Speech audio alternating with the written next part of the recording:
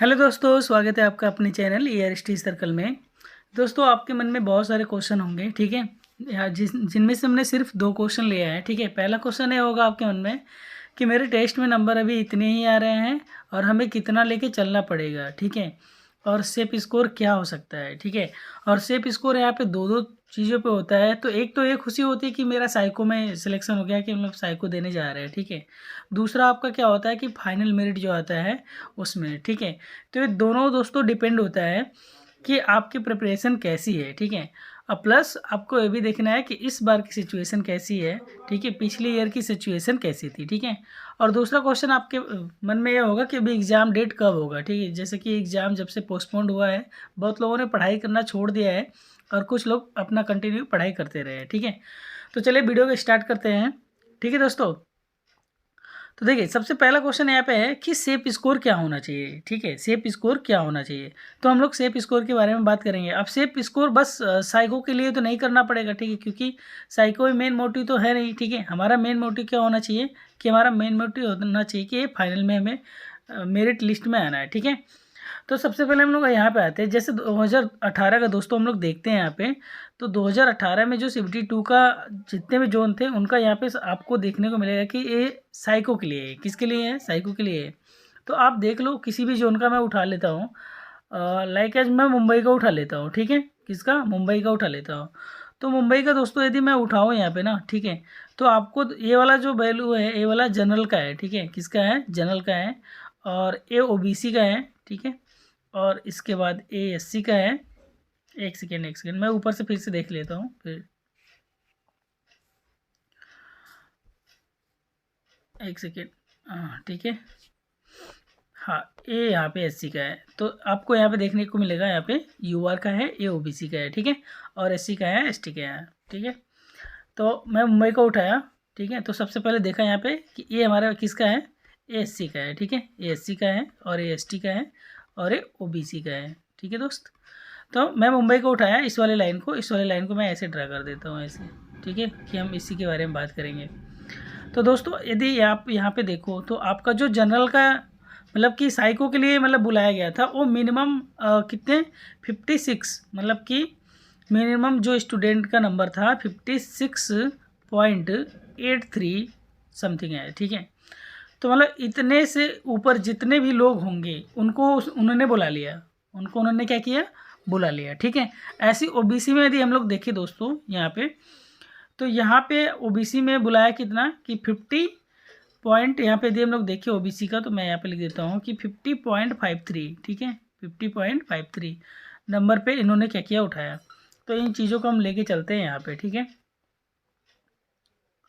चलिए, अब हम लोग आते हैं यहाँ पे दोस्तों। तो यहाँ पे देखते हैं कि ये, इसको भी एक बार आप लोग देख लीजिए, ठीक है, कि दूसरे नंबर का OBC का है, ठीक है।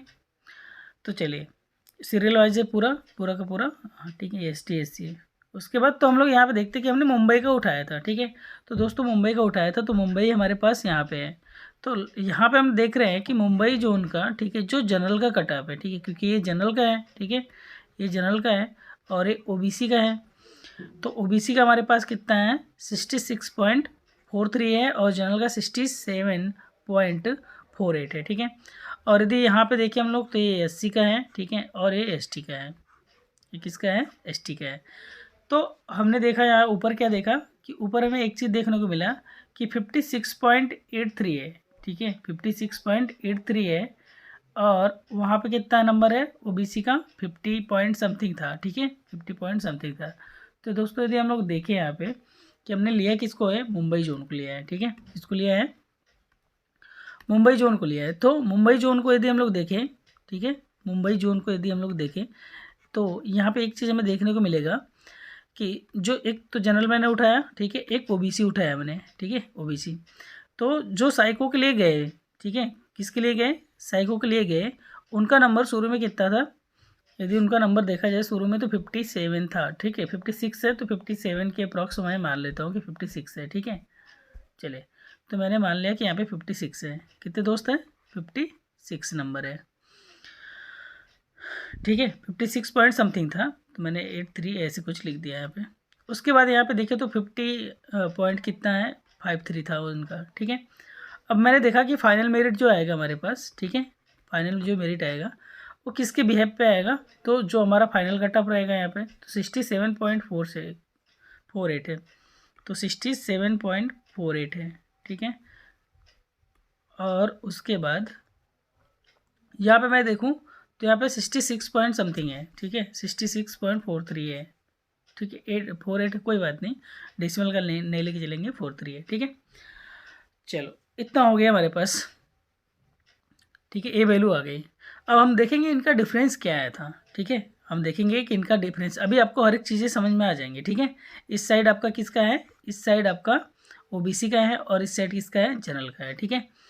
एससी का भी मैं बताऊंगा अभी, ठीक है। तो दोस्तों यदि मैं देखूँ तो इनके बीच का जो डिफरेंस है वो कितना है, लगभग आपको 11 नंबर का देखने को आ रहा होगा, ठीक है। कितने नंबर का, 11 नंबर का देखने को आ रहा है। यदि मैं इनका बोलूँ कि इनका कितने का देखने को आ रहा है आपको, तो आप बोलेंगे कि यहाँ पे तो थोड़ा सा ज़्यादा आ रहा है, ठीक है। कितना आ रहा है आपको यहाँ पे देखने को ज़्यादा मिलेगा, लाइक है 16 नंबर का, ठीक है। कितने नंबर का, 16 नंबर का डिफरेंस देखने को मिलेगा। दोस्तों यदि मैं ऐसे ही बात करूँ, एससी की बात करूँ, ठीक है, किसकी बात करूँ, एससी की बात करूँ, तो एससी कम्युनिटी में यदि हम लोग देखें, एससी यहाँ पे ले लेते हैं और यहाँ पे एसटी ले लेते हैं, ठीक है।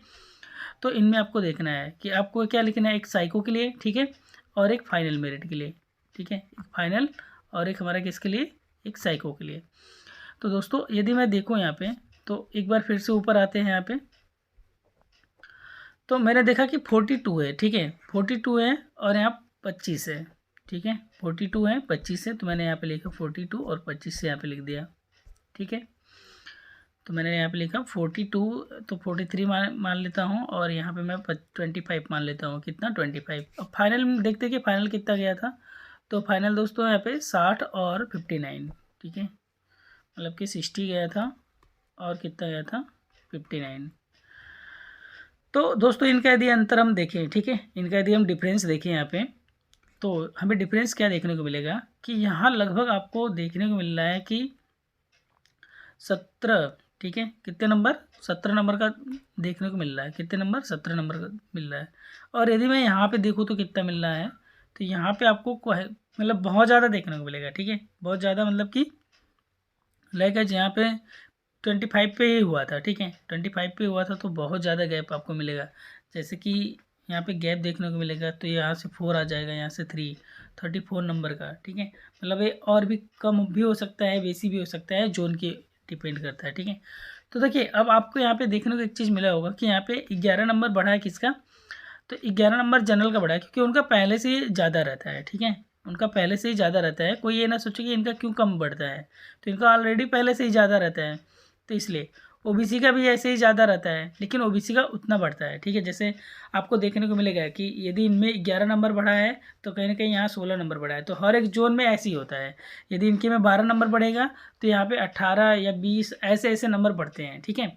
अब मेन मकसद मुद्दा क्या आता है कि हमें तो फाइनल में जाना है, ठीक है। तो अब हमें एक चीज़ देखने को मिल गया दोस्तों कि 56 नंबर पे तो बुला लिया, कि 56 नंबर के ऊपर सभी लड़कों को बुला लिया, ठीक है, मतलब कि यदि मैं जनरल मुंबई जोन का बात कर रहा हूँ, ठीक है, यदि मुंबई जोन की बात कर रहा हूँ तो मैंने जनरल देखा, ठीक है, ओबीसी देखा और एससी और एसटी सबको देखा, ठीक है। तो हमने देखा जनरल में कितने को बुलाया था, तो जनरल में लगभग उन्होंने बुलाया था आपका 56 पे बुलाया था मिनिमम नंबर, ठीक है, 56 पे बुलाया था। तो 56 के अकॉर्डिंग टू यदि मैं देखूं तो इन्होंने नंबर बढ़ा दिया था, 50 मतलब 67 हो गया था, ठीक है, 67 हो गया था। तो ये मिनिमम स्टूडेंट का नंबर था, ठीक है, उस जोन में जो लड़के बुलाए गए थे वो मिनिमम बुलाए गए थे, जो कि जिसका मिनिमम नंबर कितना था 56 था। इसके ऊपर के जितने भी लड़के थे उन्होंने उसको ले लिया था, ठीक है। फिर फाइनल जब मेरिट बना, ठीक है, मतलब कि वैकेंसी के अकॉर्डिंग टू फाइनल मेरिट जब बना तो 67 नंबर तक के जो स्टूडेंट थे, ठीक है, मिनिमम, मतलब कि जब साइको हो गया, ठीक है, साइको हो गया, मेडिकल हो गया, फाइनल जब मेरिट आया तो 67 नंबर जो जिनके थे, जिन स्टूडेंट के थे, उनको यहाँ पे सिलेक्शन मिल गया, ठीक है। तो कहने का मतलब मेरा यही है कि आपको मतलब कि कितने नंबर यहाँ पे 11 नंबर। तो देखिए जब आपको मतलब कितना लेके चलना है, मैं आपको रियलिटी यहाँ पे बता देता हूँ सबका, ठीक है। जैसे यहाँ पे भी बढ़ रहा था तो ज़्यादा बढ़ा नहीं, ठीक है, 66 आया था फाइनल मेरिट में, तो आपको इसके अकॉर्डिंग टू ज़्यादा नंबर भी नहीं लेके चलना है, ज़्यादा कम भी नहीं लेके चलना है, और ये मत सोचिएगा कि कम नंबर मैंने बता दिया तो आपको खुशी ज़्यादा मिल जाएगी, ठीक है, नहीं। तो दोस्तों यदि आप जनरल के हैं, ठीक है, किसी भी जोन से हैं, ठीक है, या फिर ओबीसी के हैं और SC ST के हैं, तो देखिए आपको मतलब कि 75 तो लेके चलना पड़ेगा, ठीक है। लेकिन एक चीज़ यहाँ पे थोड़ा सा वो रहेगा, मेरी बात ध्यान से सुनिए। कुछ लोगों को बहुत बुरा लगेगा क्योंकि बोलेंगे कि इतना कम तो नहीं जाएगा, ठीक है। बहुत लोग होते हैं, बहुत लोग कमेंट करते हैं, यहाँ पे कमेंट करेंगे, ठीक है। CBT 1 का जब था मैंने बताया था तो बहुत लोगों को बुरा लग रहा था, लेकिन हुआ उसी पे सिलेक्शन, ठीक है।